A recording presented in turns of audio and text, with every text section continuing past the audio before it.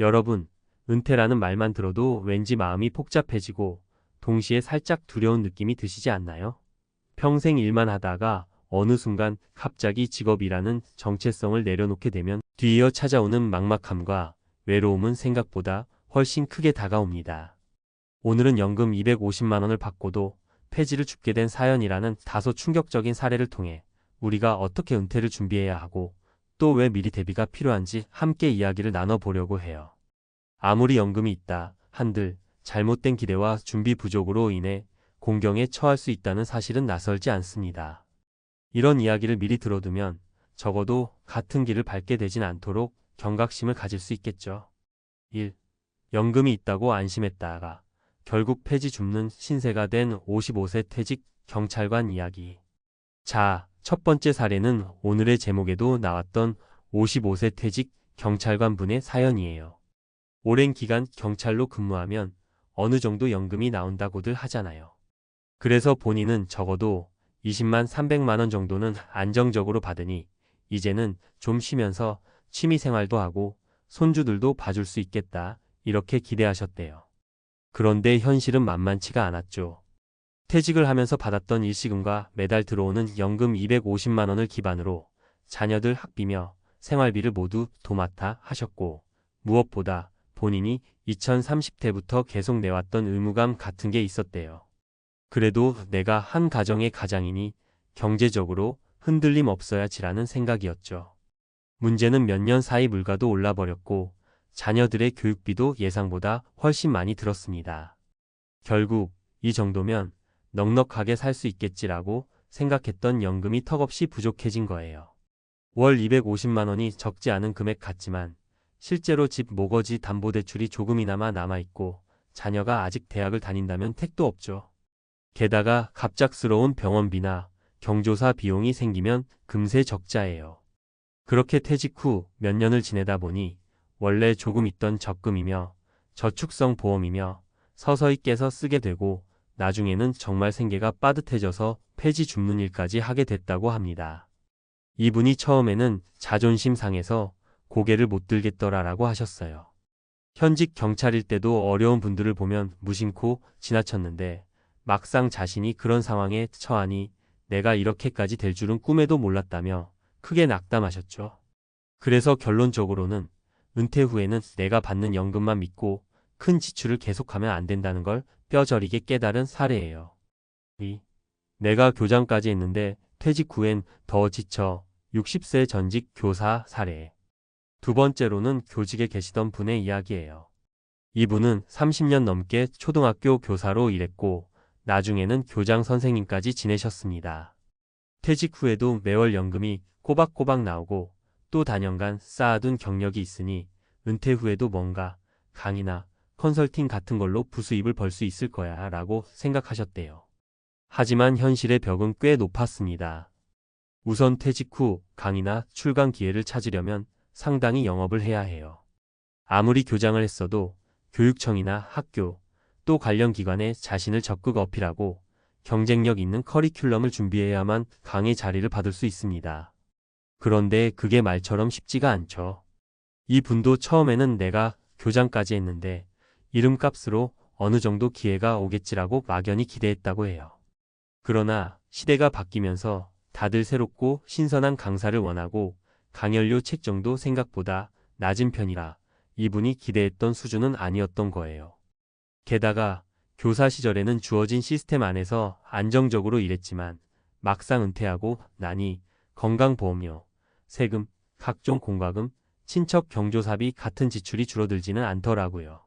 자녀들은 이미 자립했어도 가끔씩 자금 지원을 부탁해 오면 안 도와줄 수는 없고요.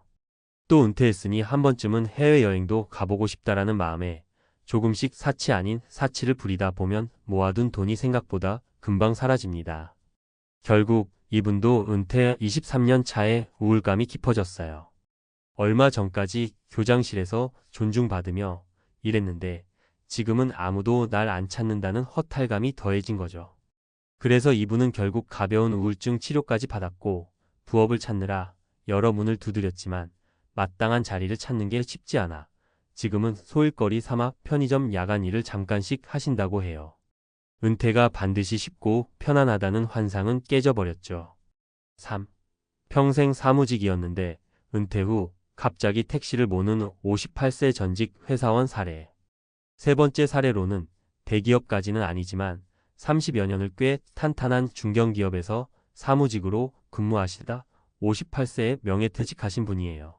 이 분도 내 연봉이면 적금하고 주식 투자 좀 해두면 은퇴 후에 길게 봐도 먹고 살 걱정 없겠지라고 생각했답니다. 그런데 명예퇴직금 받고 한숨 돌리는 순간 주식시장이 급락해서 투자했던 자금이 절반 이상 사라진 거예요.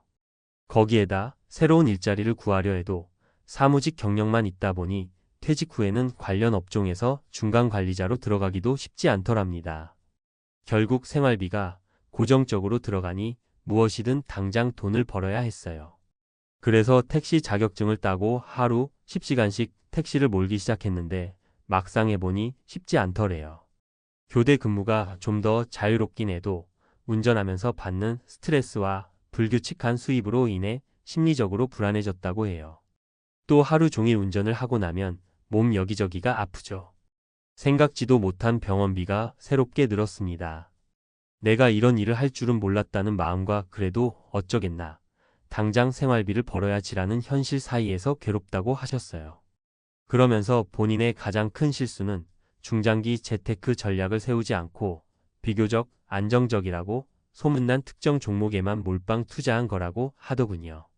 게다가 회사 다닐 때부터 취미 삼아 과소비도 좀 했는데 그게 쌓이고 쌓여서 빚이 된 상태였죠.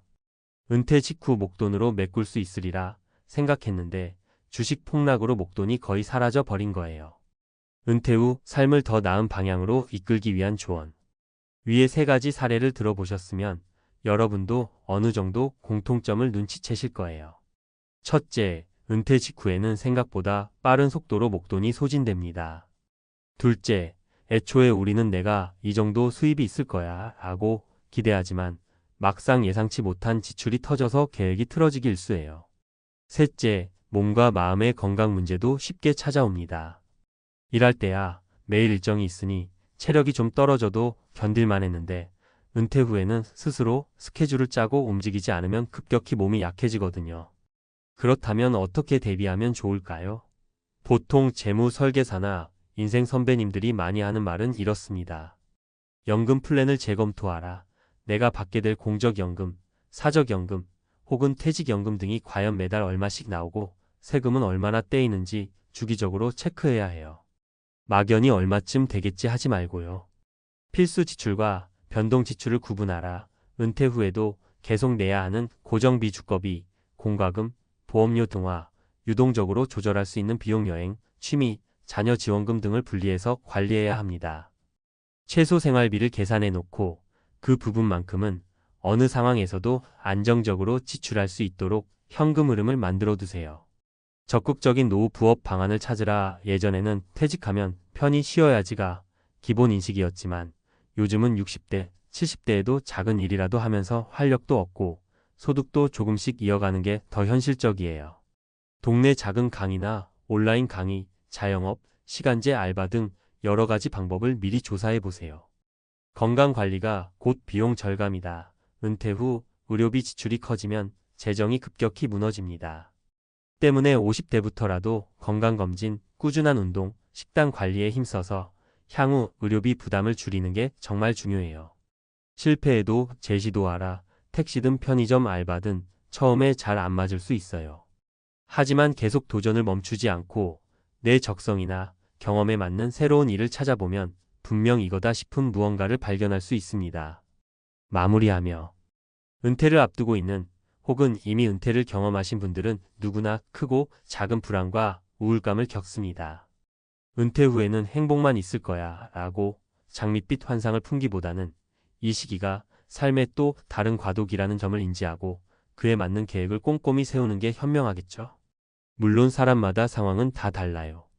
자녀가 이미 자립했거나 혹은 아직 학비가 필요한 자녀가 있거나 가족 구성원이 아픈 경우 등 각기 다른 변수가 작용합니다. 하지만 기본적으로 은퇴 후 소득과 지출 구조를 제대로 파악하는 것, 그리고 몸과 마음의 건강을 놓치지 않는 것만큼 중요한 건 없다고 생각해요.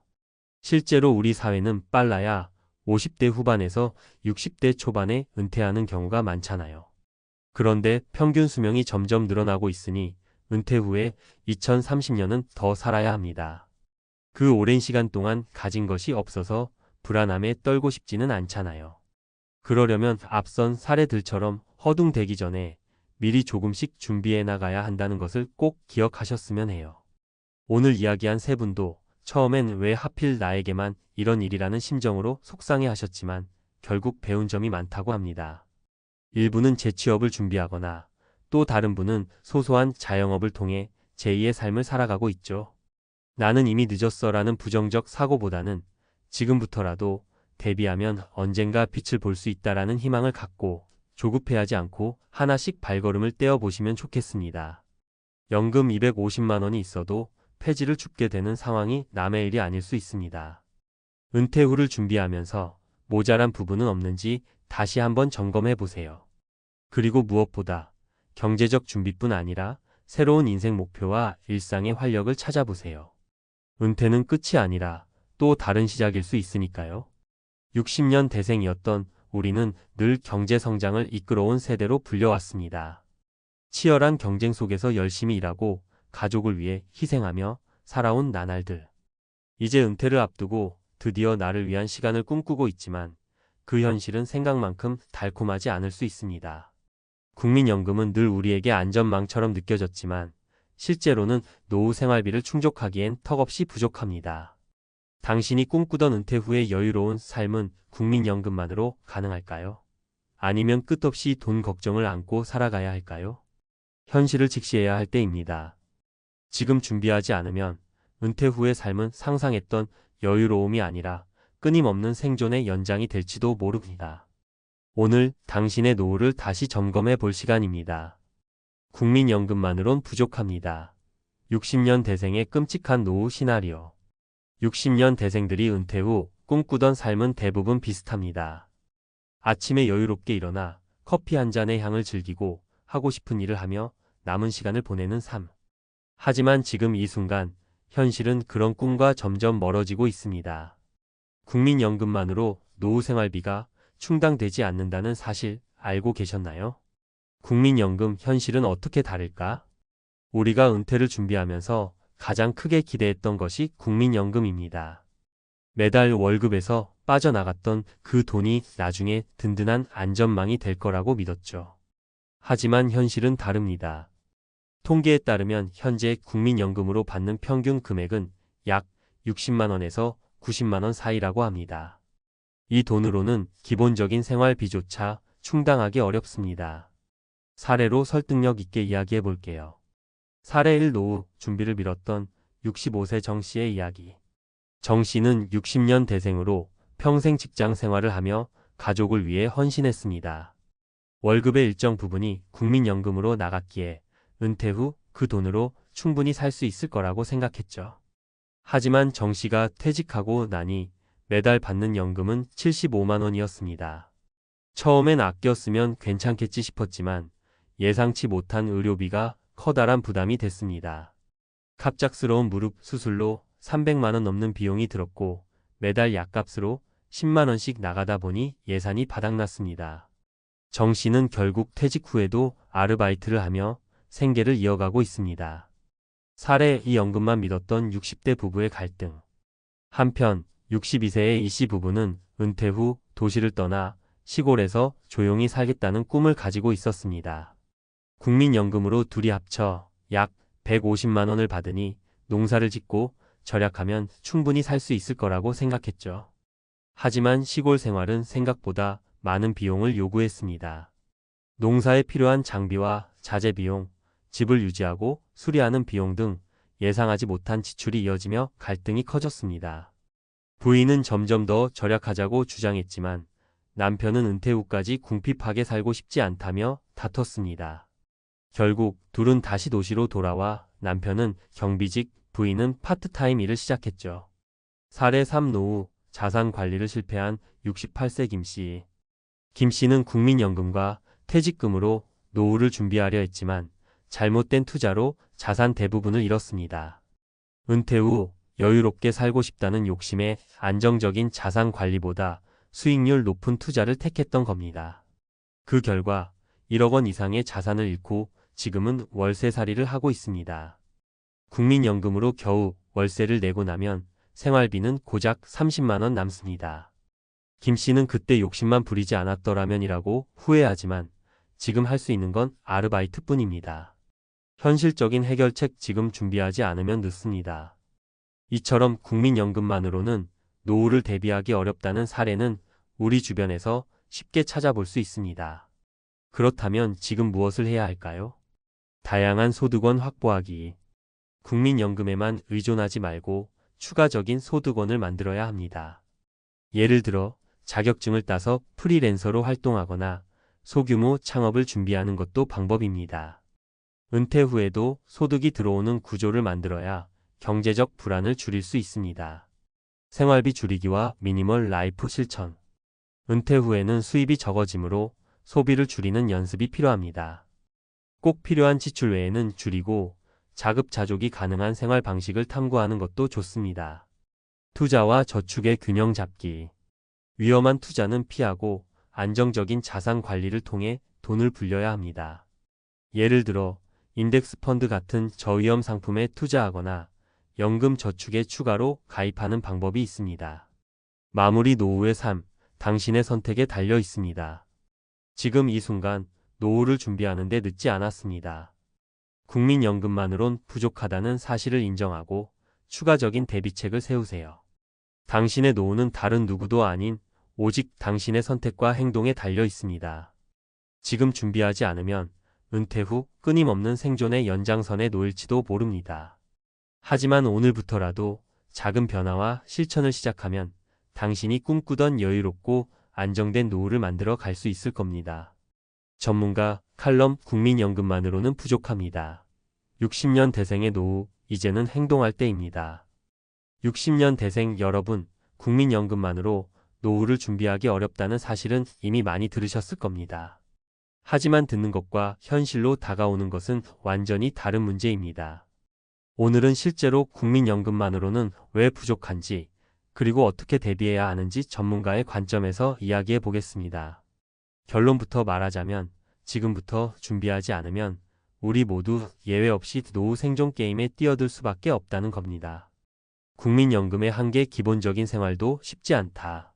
많은 분이 국민연금을 든든한 노후의 안전망으로 생각하지만 현실은 그렇지 않습니다.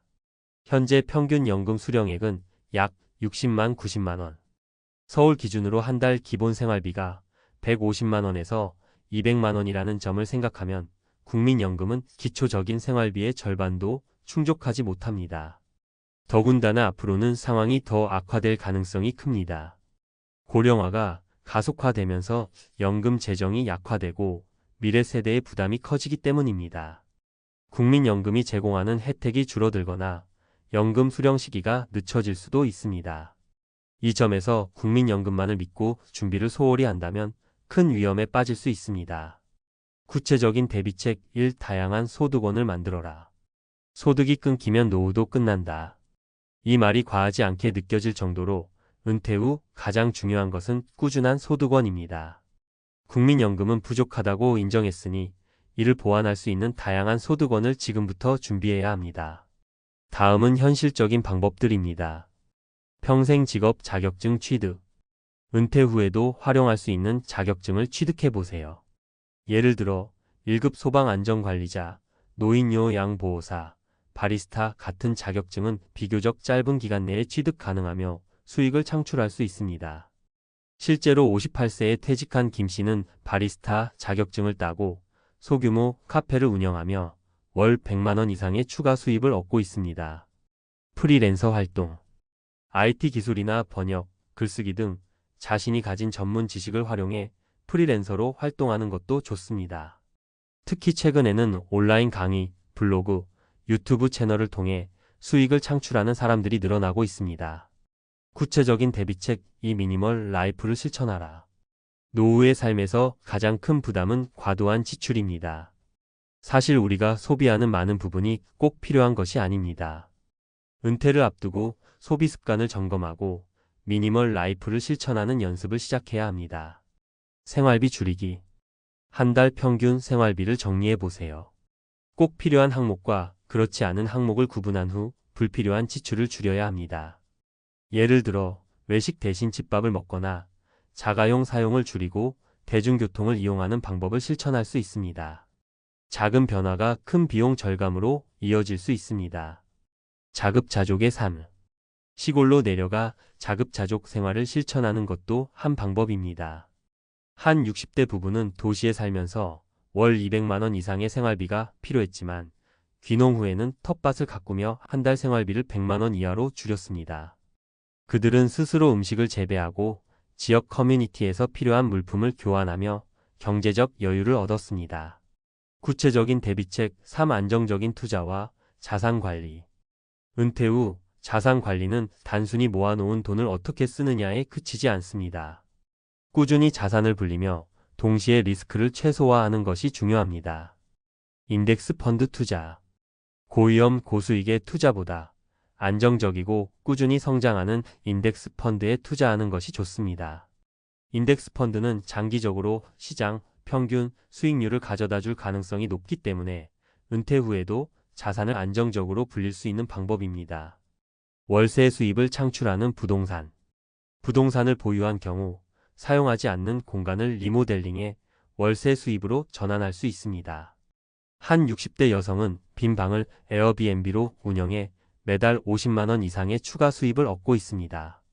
단, 초기 비용과 운영 관리를 신중히 검토해야 합니다. 은퇴 후 삶, 지금부터 준비해야 합니다. 결론적으로 국민연금만으로는 노후를 충족할 수 없다는 현실을 인정해야 합니다. 우리가 할 수 있는 최선은 다양한 소득원을 확보하고 소비 습관을 줄이며 자산 관리를 통해 안정된 노후를 준비하는 것입니다. 60년 대생 여러분, 오늘부터라도 작은 준비를 시작하세요. 국민연금은 부족하지만 우리에게는 추가로 준비할 시간이 남아 있습니다. 미래의 자신이 감사할 오늘의 결단이 당신의 은퇴 후 삶을 완전히 바꿀 수 있습니다. 지금부터라도 한 걸음씩 준비하는 당신의 행동이 여유로운 노후를 만들어줄 겁니다. 공무원 퇴직 후 60대 부부, 연금 200만 원으로 노후 가능? 한 달 살림비 적나라하게 공개. 안녕하세요. 누구나 한 번쯤은 꿈꾸는 편안한 노후 생활. 하지만 막상 현실이 되면 생각보다 쉽지 않다는 걸 느끼게 되죠. 특히나 60대에 접어들면서 은퇴라는 큰 전환점을 맞이하면 앞으로 어떻게 살아가야 하나? 라는 막연한 고민이 습관처럼 따라 붙게 됩니다.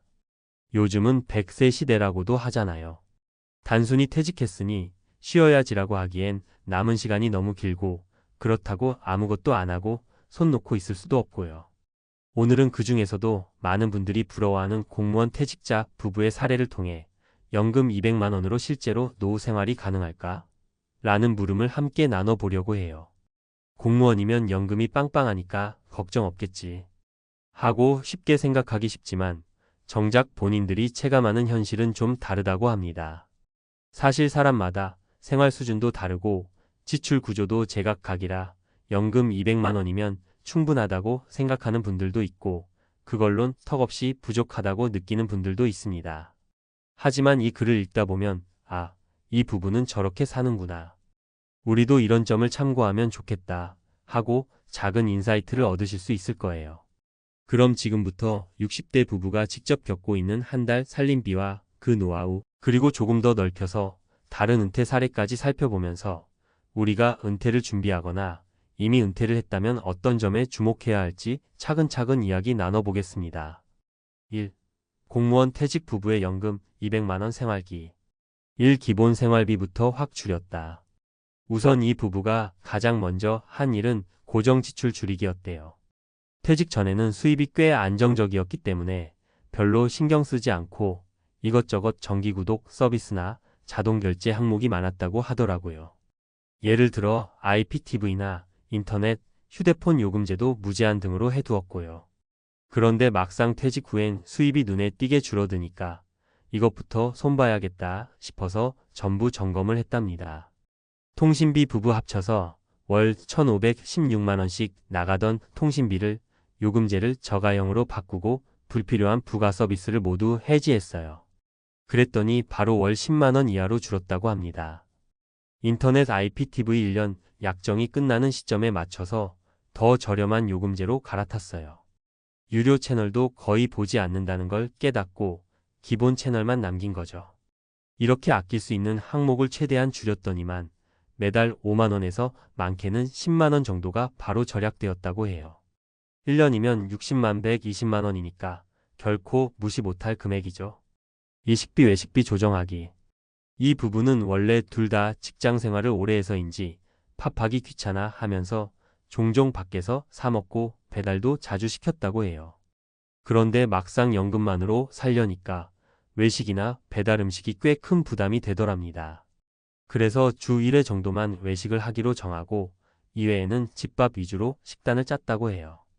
특히 채소나 고기는 전통시장이나 대형마트 세일 기간을 활용해 한꺼번에 여러 개 구입해서 냉동 보관하고 주간 식단표를 미리 짜서 식재료를 알뜰하게 소진하는 방식으로 바꿨다고 합니다.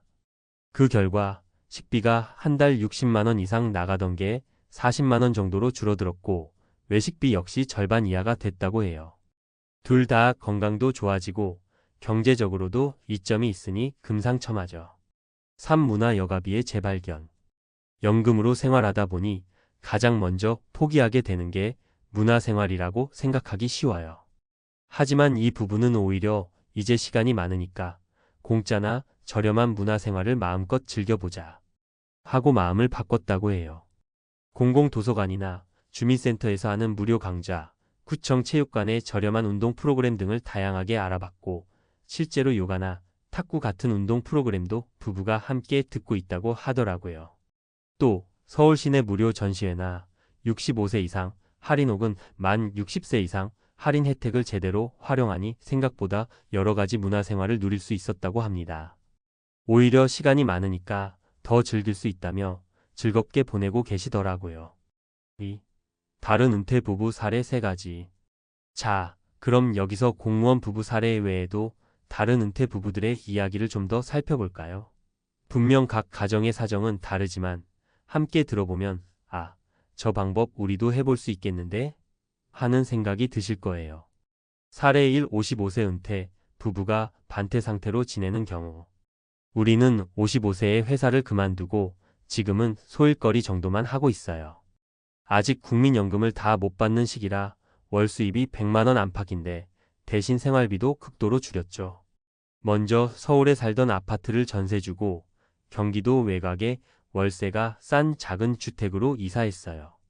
그 덕분에 전세금으로 목돈을 마련했고 그 돈을 안전자산에 넣어 매달 이자를 조금씩 받고 있습니다. 또 주 23일 정도 재능 기부 겸 아르바이트를 해서 약간의 추가 수입을 보태고 있고요.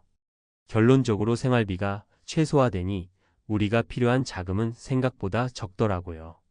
물론 소비 수준이 많이 내려갔고 놀러 다니는 일도 줄었지만 막상 살아보니 이만하면 살만하다 싶었어요.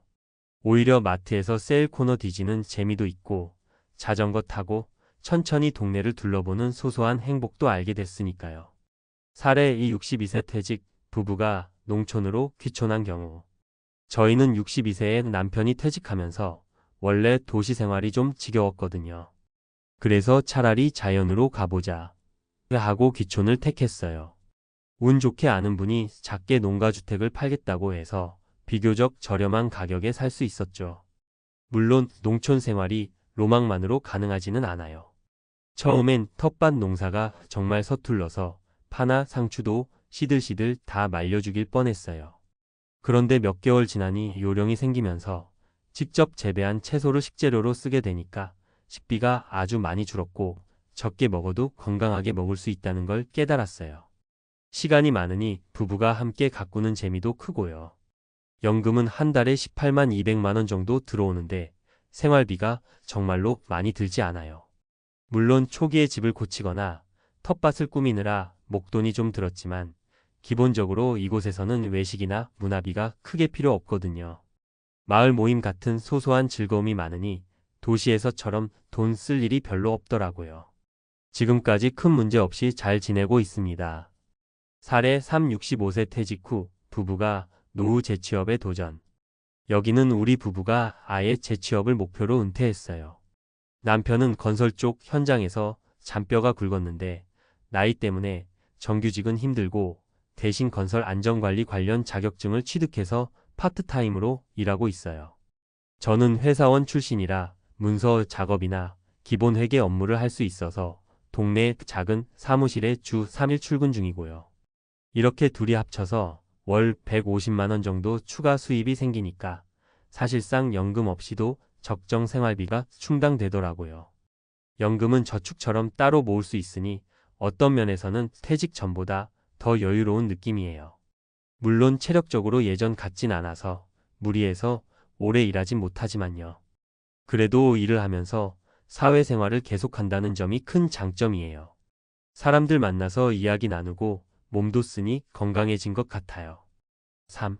노후 생활비 결론은 계획과 실천이다. 어떤 분들은 에이, 공무원 연금이면 편하게 살 수 있는 거 아니야? 하고 생각할 수 있지만 정작 당사자들은 한 달 200만 원도 넉넉하지는 않다고 해요. 재산 상태나 주거비 부담, 자녀 지원 등 각자 상황이 다르니 단순화할 수는 없죠. 하지만 분명한 건 수입이 제한적일수록 지출 계획을 더 꼼꼼히 세워야 한다는 겁니다. 그리고 지출을 줄이는 것만이 능사는 아니에요. 여러 가지 소일거리나 파트타임 또는 재취업 등을 통해 추가 수입을 만드는 것도 좋은 방법이죠. 또 은퇴 후엔 갑자기 나는 이제 아무 일도 안 해도 되겠다 라는 생각이 들 수 있는데 막상 일을 완전히 놓으면 사회적 고립감이나 우울감이 올 수도 있거든요. 그래서 적절히 몸을 움직이고 관심 분야가 있다면 배워서 작은 일이라도 해보는 게 삶의 활력을 되찾는 데 도움이 돼요. 4. 마지막 한마디. 은퇴라고 해서 완전히 끝이라고 볼 필요는 없어요. 오히려 새로운 삶의 시작이라 보는 게 맞을 것 같습니다. 공무원 퇴직 부부처럼 연금 200만 원 가지고도 우린 이렇게 산다고 당당히 이야기하는 분들도 있고 사례 3가지처럼 각기 다른 방식으로 생활비를 마련하거나 줄이면서 자기만의 노후 라이프를 즐기는 분들도 많잖아요. 가장 중요한 건 실제 은퇴 시점이 다가오기 전에 미리미리 재무 상태를 점검하고 지출 패턴을 재정비해 보는 것이에요. 노후엔 어차피 씀씀이가 줄겠지라는 막연한 생각보다는 오늘부터라도 실제로 매달 가계부를 써보면서 이건 진짜 필요한 지출인가? 이건 줄일 수 없는 지출인가? 점검해 보면 좋습니다. 그리고 자신만의 즐거움을 찾으면서 활동할 수 있는 구조를 만들어 두는 것도 중요하고요. 여러분의 노후가 어떤 모습일지는 아무도 확답해 줄 수 없지만 준비된 노후는 확실히 더 편안합니다. 공무원 퇴직 후 60대 부부, 연금 200만 원으로 노후 가능? 이라는 질문의 답은 상황과 노력에 따라 네, 가능하다가 될 수도, 아니요, 턱없이 부족하다가 될 수도 있어요. 다만 이 글이 여러분의 노후 계획을 조금이라도 더 구체화하는 데 도움이 되었으면 좋겠습니다. 함께 고민해보고 서로의 지혜를 나누면서 모두가 조금 더 풍요로운 은퇴 생활을 꾸려갈 수 있길 바랄게요. 감사합니다. 부장님 아니셨어요? 퇴직 후 오랜만에 들른 회사 근처에서 누군가 나를 바라보며 조심스레 묻는다. 그 한마디에 웃음이 나오면서도 마음 한켠이 서늘해졌다. 그렇다. 나는 이제 과거형 인간이 되어가고 있었다. 한때는 사무실에서 내 말 한마디에 공기가 달라졌고 회의실에서 사람들이 내 눈치를 살폈다. 그런데 지금은 아무도 내 연락을 먼저 하지 않는다. 만나자 해도 바쁘다며 흐지부지. 마치 무대에서 내려오자마자 조명이 꺼지고 관객도 사라진 기분이다. 퇴직이 이렇게까지 사람을 투명 인간으로 만들 줄은 몰랐다. 하지만 사실 이건 누구에게나 오는 현실이다. 누구든 언젠가는 명함 없는 삶을 살게 된다. 문제는 준비 없이 은퇴하면 그 변화에 완전히 무너진다는 것이다. 그래서 오늘 이야기하고 싶은 건 이거다. 퇴직 이후에도 내가 나로서 살아가려면 지금 무엇을 준비해야 할까? 1. 나 아무 일도 없는데 하루가 너무 길어. 김 과장은 대기업 전략기획팀에서 30년 넘게 일했다. 퇴직 전엔 매일 야근, 주말 보고서 작성은 기본이었고 스스로를 워커홀릭이라 불렀다. 그런 그가 정년퇴직 후 가장 처음 느낀 감정은 내가 쓸모 없어진 것 같다는 허무함이었다. 처음엔 드라마 보고 여행 다니고 등산도 했다. 하지만 두세 달이 지나자 매일 아침 오늘 뭐 하지? 라는 고민으로 하루가 시작됐다. 회사 다닐 땐 그렇게 바쁘던 사람이 이제는 하루 종일 TV 앞에 앉아 시간을 때우고 있는 자신이 싫어졌다. 이 사례에서 중요한 건 시간을 관리할 준비다. 퇴직 후에도 목표와 루틴이 있어야 하루가 무너지지 않는다. 아무것도 안 해도 되는 게 아니라 하고 싶은 걸 꾸준히 할 준비가 필요한 것이다. 2. 아내가 나를 부담스러워해요. 두 번째 사례는 이 부장이다. 퇴직 후 집에서 아내와 시간을 보내는 게 낙이라 생각했는데 아내의 반응은 예상과 달랐다. 당신 왜 이렇게 집에만 있어? 점심은 또 뭐 해줘야 돼? 하루 종일 TV만 보고 앉아 있으면 나도 답답해. 이 부장은 말 그대로 재택 방해자가 되어버렸다. 부부 사이에 균열이 생겼고 자신이 마치 짐처럼 느껴진다며 우울증 약까지 복용하게 됐다. 이 경우 퇴직 후에는 부부 관계의 재정립이 중요하다는 걸 보여준다. 서로의 공간, 역할, 대화가 필요한데 그걸 무시하고 갑자기 하루 종일 붙어 있으니 갈등이 생긴 것이다. 은퇴 후엔 혼자 있는 시간도 꼭 필요하다. 나만의 취미 활동, 친구가 있어야 관계도 숨통이 트인다. 3. 내가 누구였는지 아무도 기억하지 않더라. 세 번째 사례는 자영업자였던 최 사장이다. 한때 지역 상권을 주름잡던 식당 주인이었고 정치인, 경찰, 은행원들이 다 인사하던 인물이었다. 하지만 은퇴 후 식당을 정리하고 고향으로 내려간 그는 그냥 아저씨가 되었다. 시장에 나가도 아는 얼굴 하나 없고 SNS에 글을 올려도 반응은 시큰둥. 이제 나를 기억하는 사람이 없구나 싶을 땐 괜히 외롭고 쓸쓸했다. 이 사례가 말해주는 건 퇴직 후의 사회적 연결망이다. 직업이 인간관계의 중심이었던 사람일수록 은퇴 후 고립감에 시달린다.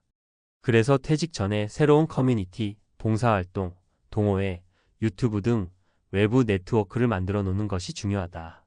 왕년의 나가 아니라 지금의 나를 알아주는 사람이 필요한 것이다. 결론 퇴직은 끝이 아니라 다시 시작이다. 퇴직이 무섭고 외로운 건 내가 없어도 세상이 잘 돌아간다는 걸 눈앞에서 보게 되기 때문이다. 하지만 거기서 멈추면 안 된다. 인생 2막은 누가 챙겨주는 게 아니라 내가 만들어가는 시간이다. 아침에 일어나 할 일이 있고 누군가 기다리는 사람이 있고 내 이름으로 불릴 곳이 있다는 것. 그게 진짜 은퇴 준비 아닐까? 퇴직 후 아무도 나를 기억하지 않는다고 느껴질 때 그건 이제 내가 나 자신을 다시 기억해낼 시간이라는 뜻일지도 모른다. 이제부터는 내가 주인공이다. 그 마음으로 다시 시작해보자. 누군가의 직원이 아닌 진짜 나 자신으로 살아갈 준비를 말이다. 퇴직 후 180도 변한 삶, 아무도 나를 기억하지 않는다. 은퇴 후 겪게 되는 심리적 사회적 변화와 그에 대한 현실적 대처법. 많은 직장인들은 퇴직 후의 삶을 자유와 휴식의 시간으로 기대합니다. 하지만 실제로 은퇴를 맞이한 후 많은 이들이 겪는 감정은 예상과는 사뭇 다릅니다. 내가 없는데도 회사는 잘 돌아간다. 나를 기억하는 사람은 점점 줄어든다. 하루하루가 의미 없이 흘러간다. 이러한 경험은 단순한 기분의 문제가 아닙니다. 퇴직은 단절된 직업 세계뿐 아니라 정체성사 회성 가정 내 역할까지 크게 흔드는 전환점입니다. 1. 정체성 상실과 시간 관리의 실패. 퇴직 후 가장 먼저 마주치는 변화는 내가 누구인지에 대한 혼란입니다. 직장에서의 직함과 역할이 곧 자기 정체성이 되었던 이들은 퇴직 후 하루아침에 쓸모없다는 감각을 느낍니다. 직무 중심의 삶을 살아온 사람일수록 이 공허감은 더 깊습니다. 이로 인해 무기력증, 우울감, 무의미한 루틴에 빠지는 경우가 많습니다. 대처 전략. 퇴직 전 최소 12년부터 새로운 역할이나 루틴을 설계해야 합니다. 하고 싶은 일 중심의 루틴 글쓰기, 운동, 강의, 취미활동 등을 구체화하는 것이 중요합니다. 일정표가 없어도 매일 규칙적인 생활과 스스로 부여한 과업이 있어야 삶의 균형이 무너지지 않습니다. 2. 가정 내 갈등 증가, 같이 있는 시간이 불행의 원인? 은퇴 이후 부부 갈등이 오히려 심화되는 사례가 늘고 있습니다. 그 이유는 단순히 시간이 많아졌기 때문이 아닙니다. 그동안 회사 일이라는 완충제가 있었기에 유지되던 거리감이 사라지면서 서로의 생활 습관, 가치관, 역할에 대한 기대 차이가 전면에 드러나는 것입니다. 특히 남성의 경우 집안에서의 새로운 역할에 대한 인식 부족으로 배우자의 불만을 초래하는 경우가 많습니다. 대처 전략. 부부간 은퇴 후 삶에 대한 사전 합의와 역할 재설정이 반드시 필요합니다. 각자의 공간, 시간, 활동을 존중하며 함께 보내는 시간과 혼자만의 시간의 균형을 맞춰야 합니다. 공동의 취미 산책, 봉사, 텃밭 등을 만들되 서로 간섭하지 않는 선을 유지하는 것이 좋습니다. 3. 사회적 고립과 소속감 상실. 직장을 중심으로 한 인간관계를 유지해 온 사람은 퇴직 후 사회적 연결망이 급격히 사라지는 위기를 겪습니다. 명함 한 장으로 쉽게 열리던 관계의 문도 퇴직 후엔 더 이상 반응하지 않습니다. 이런 고립감은 우울증, 무기력, 심지어는 치매 위험까지 높일 수 있다는 연구 결과도 있습니다. 하버드 성인 발달 연구 하버드 스터디 오브 어덜트 디벨로프먼트에 따르면 인생의 후반기 행복과 건강을 결정짓는 가장 중요한 요인은 좋은 인간관계입니다. 물질적 풍요보다 소속감과 유대감이 더 큰 역할을 한다는 뜻입니다. 대처 전략. 퇴직 전부터 직장 외부의 커뮤니티 동호회, 지역 봉사, 온라인 네트워크 등에 참여하는 연습이 필요합니다. 새로운 기술이나 지식을 배우며 세대 간 소통 기회를 만드는 것도 좋습니다. 최근에는 유튜브, 블로그, 온라인 강의 등 자기 표현의 장을 만드는 사람들도 늘고 있습니다. 왕년의 나가 아닌 지금의 나를 통해 관계를 회복하는 방식입니다.